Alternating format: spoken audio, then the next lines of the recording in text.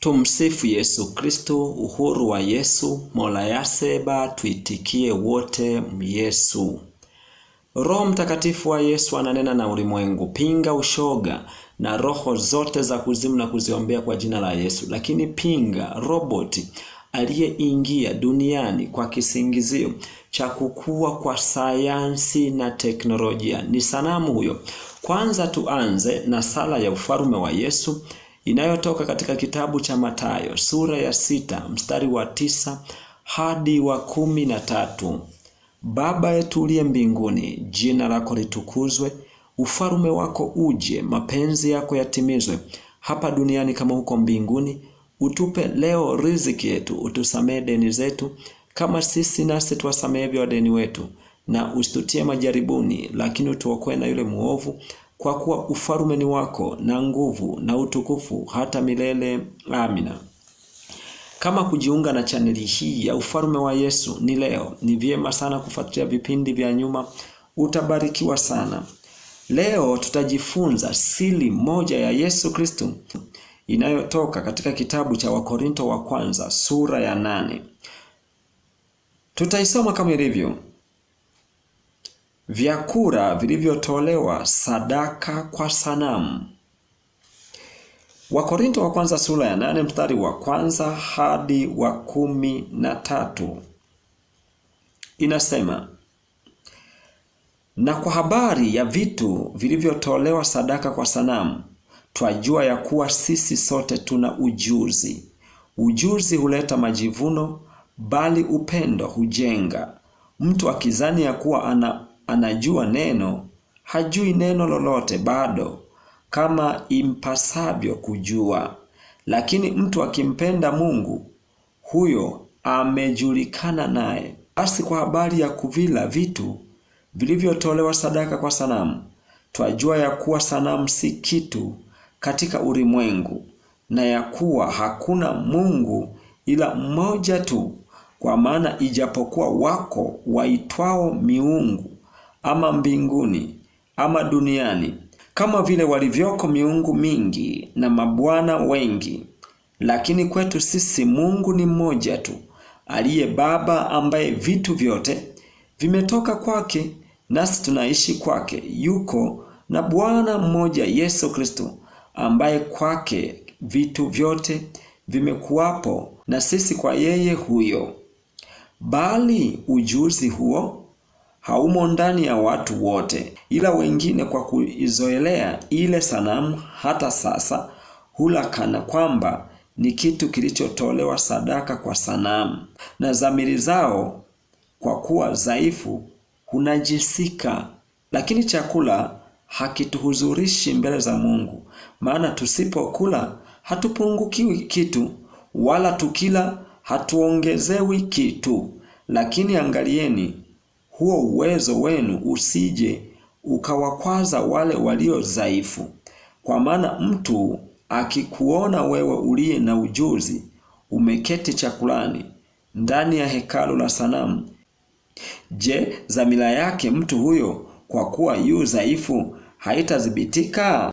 Hata yeye naye ale vitu vilivyotolewa sadaka kwa sanamu? Na yule aliye dhaifu aangamizwa kwa ujuzi wako, naye ni ndugu ambaye Kristo alikufa kwa ajili yake. Hivyo mkiwatenda dhambi ndugu zenu na kuitia jeraha dhamiri iliyo dhaifu, mnamtenda dhambi Kristo. Kwa hiyo chakula kikimkwaza ndugu yangu, hakika sitakula nyama hata milele, nisije nikamkwaza ndugu yangu. Nini fundisho hapa? Tunafundishwa kwamba tusiogope kula chakula kilichotolewa sadaka kwa sanamu, yaani ibada isiyomtukuza Mungu. Maana vyakula haviwezi kubadili neema ya Mungu iliyo ndani yetu, kwa sababu hata hivi vyakula vyote amevitengeneza Mungu.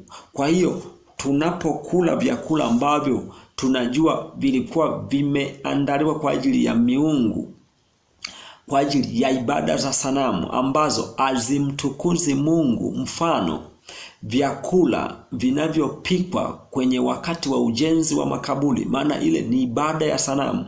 Kula na peleka neno la Yesu Kristo na damu yake katika chakula, wala hakuna litakalo kuzuru. Kumbuka jambo moja, vitu vyote tulivyo navyo hapa duniani vimetoka kwa Mungu. Pesa ni najisi, lakini pesa ukiichukua na ukaitumia kwa utukufu wa Mungu wala sio najisi. Simu hizi tunazozitumia ni najisi, ukiichukua ukiitumia kwa unajisi kumtukuza shetani, lakini ukiitumia kwa ajili ya utukufu wa Mungu inakuokoa na mahubiri mbalimbali ya wahubiri mbalimbali ambao wanapeleka neno katika simu na kwenye mitandao. Lakini pia dhahabu hizi ni najisi ukichukua kwa misingi ya kinajisi, lakini ukichukua kwa ajili ya kumtukuza Mungu ni baraka. Kwa hiyo vitu vyote vimetoka kwa Mungu. Takasa kwa damu ya Yesu Kristo na tumia, wala hakuna shida yoyote. Lakini hata hivyo Yesu Kristo alitupa amri na mamlaka ya kuvitawala vitu vyote vilivyoumbwa na Mungu, wanadamu.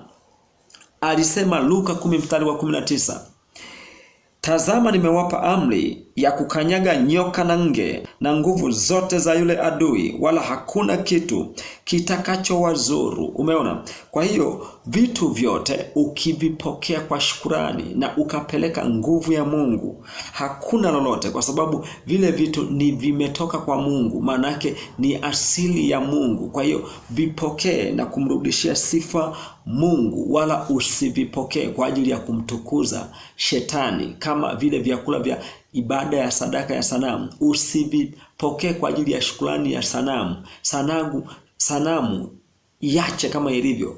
Kula na umsifu Mungu wa mbinguni. Kumbuka wale wakoma walienda kula vyakula vya adui zao, vyakula vile ambavyo hatujui pengine vilikuwa vimepatikana kwa mbinu gani, lakini vilikuwa sifa kwa Mungu, maana walimtukuza Mungu, walikula wakashiba, wala hawakuzurika. Hivyo tunashauriwa upatavyo vitu vyovyote, upatavyo dhahabu, fedha, chakula, vipokee na umshukuru Mungu wa mbinguni na uvitakase kwa damu ya Yesu Kristo, wala havitakuwa na shida hata kidogo. Lakini pia tunakumbushwa watu ambao tuna imani kubwa. Mtu ukimwona ambaye imani yake ni dhaifu, usimkwaze kutumia chakula, pesa na kitu chochote ambacho yeye vinamtia unajisi na kumfanya ashindwe kuifikia ile kweli. Kwa hiyo tunashauriwa tusimtie mwenzetu kwenye makwazo ambayo yanamfanya yeye aingie najisi. Ni heri kuacha kabisa kutenda hilo jambo, kama ni chakula kutompa kabisa, ili tusiingie kwenye dhambi ya makwazo. Asanteni kwa kunisikiliza. Mungu ibariki Tanzania. Mungu ibariki Afrika. Mungu ibariki dunia yote na mataifa yote duniani. Amina.